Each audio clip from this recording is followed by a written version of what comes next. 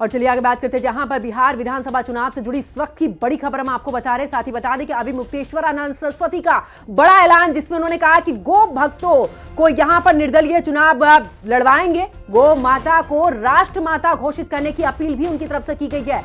243 सीटों पर चुनाव लड़ेंगे निर्दलीय गो भक्त। तो बड़ी खबर आपको बता रहे हैं, जहां पर आपको बता दें कि अब निर्दलीय चुनाव को लेकर भी यहां पर घोषणा कर दी गई है। गो माता को राष्ट्र माता घोषित करने को लेकर 243 सीटों पर चुनाव लड़ेंगे। बिहार विधानसभा चुनाव से जुड़ी इस वक्त की बड़ी खबर हम आपको बता रहे हैं। अभी मुक्तेश्वरानंद सरस्वती का बड़ा बयान सामने आ चुका है। गौ भक्तों को निर्दलीय चुनाव लड़वाएंगे। उन्होंने कहा कि गौ माता को राष्ट्र माता घोषित करने की अपील भी उन्होंने की है। 243 सीटों पर चुनाव लड़ेंगे निर्दलीय गौ भक्त। जहां पर अब बिहार विधानसभा चुनाव से जुड़ी बड़ी खबर, जिसमें आपको बता दें कि अभी मुक्तेश्वरानंद सरस्वती का भी बयान आ चुका है। उनकी भी एंट्री अब इस चुनाव में हो चुकी है। उन्होंने बड़ा ऐलान यहां पर कर दिया है। बिहार आ गए हैं और बिहार में हर जिला मुख्यालय की यात्रा करने का हमारा लक्ष्य है। वहाँ जिले में जाकर के वहाँ की जनता से संवाद स्थापित करेंगे और गौ माता के लिए मतदान करने के लिए उनको संकल्पित कराएंगे। यही हमारा अभियान है। सभी जितनी भी विधानसभा सीटें हैं, हर विधानसभा सीट पे गौ माता के लिए प्रत्याशी चुनाव लड़ेंगे और जो लोग संकल्पित होंगे वो उनको वोट देंगे। बिहार आ गए हैं और बिहार में हर जिला मुख्यालय की यात्रा करने का हमारा लक्ष्य है। वहाँ जिले में जाकर के वहाँ की जनता से संवाद स्थापित करेंगे और गौ माता के लिए मतदान करने के लिए उनको संकल्पित कराएंगे। यही शंकराचार्य जी की जो मांग है वो धर्म सम्मत है। हम उनका समर्थन करते हैं, सम्मान करते हैं और निश्चित रूप से ऐसे तमाम प्रत्याशियों को भी मेरा भी समर्थन होगा और सरकार को समय रहते चेत जाना चाहिए। एक अंतिम सवाल महाराज जी कि भारतीय जनता पार्टी भी धर्म को लेकर के कहती है, हिंदुत्व को लेकर कहती है, सनातन को लेकर के कहती है, क्योंकि जब चुनाव हुए थे लोकसभा के तो कहा गया था जो राम को लाए हैं हम उनको लाएंगे। लेकिन जहां एक तरफ धर्म के बाद अब गौ रक्षक चुनाव लड़ेंगे तो हिंदुत्व को लेकर कैसे चीजें स्पष्टीकरण होती हुई दिखाई देंगी? आप लोग समस्या ये है ना कि पत्रकार तो हो लेकिन जो है ना आप डीपली अध्ययन नहीं करते हो। राम मंदिर के लिए इन्होंने बोला, राम मंदिर के लिए किया क्या? राम मंदिर में मैं मुख्य पक्षकार था और तमाम 5-6 पक्षकार थे, उनका कभी आप लोग नाम लेते हो क्या? कितनी बड़ी बीजेपी ने उन पक्षकारों के साथ गद्दारी किया। निर्णय आने के बाद सर्वोच्च न्यायालय से पक्षकार ने लड़ाई लड़ी तभी तो सुप्रीम कोर्ट से आया।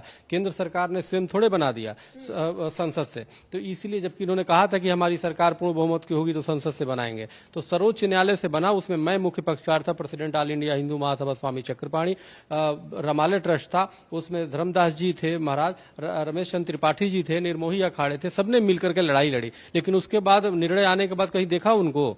बॉलीवुड के बीफ खाने वालों को ये मक्कार जो है बुला रहे हैं, संघ के प्रचारक जा जाके निमंत्रण दे रहे हैं उनको। कभी आलिया भट्ट, सुनिए मेरी पहले पर बोलने तो भाई, आलिया भट्ट को दे रहे हैं, कभी उसको उसके पति को दे रहे हैं, क्या नाम है, रणबीर, जो खुद कहता है बीफ खाता हूं, उसको बुला के गर्व महसूस कर रहे हैं। ये भाड़ों को बुला करके यहाँ पे बॉलीवुड के भाड़ों को बुला करके नचवा रहे हैं यहाँ पे राम मंदिर पे, और गर्व महसूस। और पक्षकार जो है अपने अपने आश्रम में, उनको निमंत्रण तक नहीं दिया, ट्रस्ट में रखना तो बहुत दूर बात है।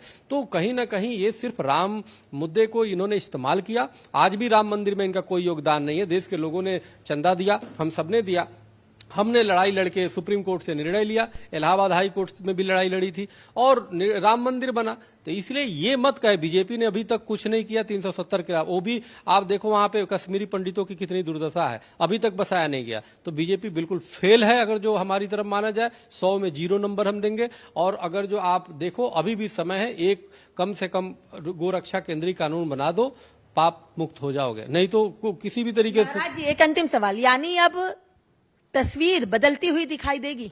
सवाल आप हम ही लोगों से पूछो, सरकार से तो पूछोगे नहीं कि गोरक्षा केंद्रीय कानून क्यों नहीं बनाया, समान नागरिक संहिता क्यों नहीं बनाया। खाली बातें, जुमलेबाजी में आप लोग भी फंसा रहे हो, वही चीज निकलवाना प्रयास करते हो जो सरकार के पक्ष में हो। बदलती हुई दिखाई देगी? अरे क्यों नहीं बदलेगी? बदलेगी, मिटेगी, बर्बाद हो जाएगी।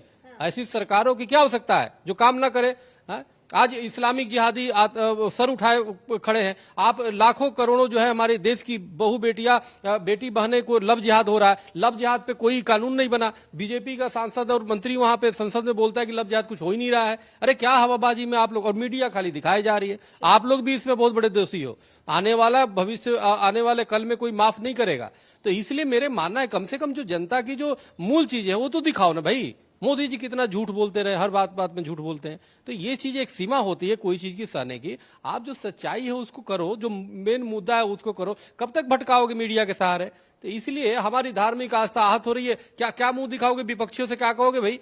वो तो कहेंगे ना। हमें याद है जब सोनिया जी उसके पहले हम लोग जाते थे, अटल जी थे, उस समय मैं मिला था प्रधानमंत्री अटल बिहारी वाजपेयी से कि गोरक्षा केंद्रीय कानून बनाओ। उन्होंने कहा कि जी विपक्ष से बात करिए, हमारी पूर्ण बहुमत की सरकार ने। विपक्ष के यहाँ गए तो बोले प्रस्ताव तो रखे, हम समर्थन करेंगे। मुझे याद है कलराज मिश्रा जी से भी मिला, उन्होंने कहा बिल्कुल मैं समर्थन करूंगा। सोनिया जी ने कहा कि